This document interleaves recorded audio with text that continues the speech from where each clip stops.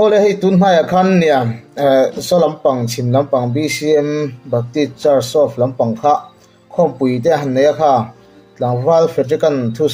sei po nung khop maya ma se khala ya khan hei tun hmai hian status fela te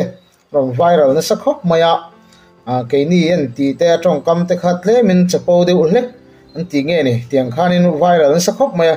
chu ke pon kha kalo mu ve ya fedrik hi ka du em thina makatia he thil hi ingtiaron sei mai nge ti te tong kam hi lo chepu sual ve de nge nianga nge a seidan hi thil heng poni se a tira tanga mu lo chuanin sarmon te ti tang ai thalo jon top kheng ai thalo chuanin a fel fam kim lo thina maselang hela ate hianin claim han en chini la han ngai thachin phot mai la han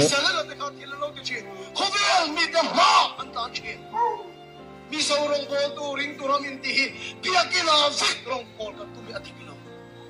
he chu dik ta chon pastor te ke ni full time la pa ruat te full pit ni ke ni full time ruat ni velo ni fe ke ni ang full time ruat ni ve lem lo den in din hiang in thu se ko nung lo kha khalai tak kha ke ni en ti chen mai lai kha he tam tak hian an hel mel riau maya tin ba ka he ko sana ko la ta ya inge mo rong bol tu tam tak an omani pastor te ni velem lo upa te po ni velem lo hang ho kha an ril ru lo na deu ngem le o ti te ngai dan kan nei ta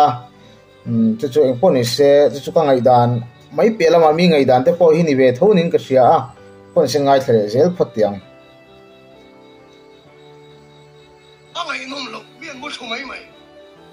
when some halum tere ne mo chu lo mi lo hi full time ma thu sei ko ruat ka ne vai ka thu sei so nong nge nge full time ta balar pa bo sei ten ni hey am thu pi da ni hey ron lo ve ang kum em china in pul pi da ni ve fak lo thang tiang lai te te khan nia so yang khanin han ngai mo du don chuanin nia nge mo a sei sel du tan chuanin sei sel thei o mang khanin nge chapo trong kam deu lek lek ang chi te po kha han mu thei mai tur chi kha om ta ma se ai po ni se thu sei hi nge chen chin ngai thale phot tiang in thu sei mi lok ve ngai fak lo chuwa chon dik ta ka sei chon ke niang ho lo tu ni ti khanin ke niang ho wan ti lia na o khang tiang te te khanin shit thiam har khop mai he tam tak khianin an hel khop ning ka sia ke ma phe chonin han hel turpo a ka ngai lo ni ho hi revival speaker nia an thu sei po hi na chuanin ro lang de rot te po hi an soi ning ka sia ma se chumi ni rol chuanin then lai hi chuanin han ngai mo thei deu o mang kha rong bol tu te ka wa chan na lam pang po ni chong lovin aku la ta sur san noya ro wi van on sur noya po lo in khom ve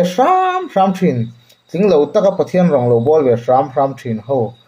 rong bol tu poi mo tak te ho te thin lung hi claim anap deu ngem le o ti te ngai dan kan ni mai ta chu kan ngai dan ani maya ni po se han ngai thale pot tiang chuwang chuan nak tu ka tang hian pul pita ikir don ile ka sir na ka pathian rong I bol na ni I sarkar ho tho na ka pathian rong I bol na ni I politics khen na ka pathian rong I bol na ni ti khiala kami muna khan dam lo tong chai dam na ri khen lo ma se spirit of creativity de lo puyang che ta hian in a lang chiang nin ka sia ke chuan in ke ma chuan I athu sei hi mo china I chan chu rong bol tu te min zil ho na ang mai ka nga ya chan chu he tuna pokha le khazir lai te po in zir na hmuna in le khazir na hmuna te in sum do na hmuna te thita khatian I wang khanin nge rong bol tu tan po huat tu rom chong lo nge in zil ho na pathian thu tanga in zil ho na ni mai in ka sia chawang chuan in he video viral hi ke chon eng he hu vaka ka ngai san lo ni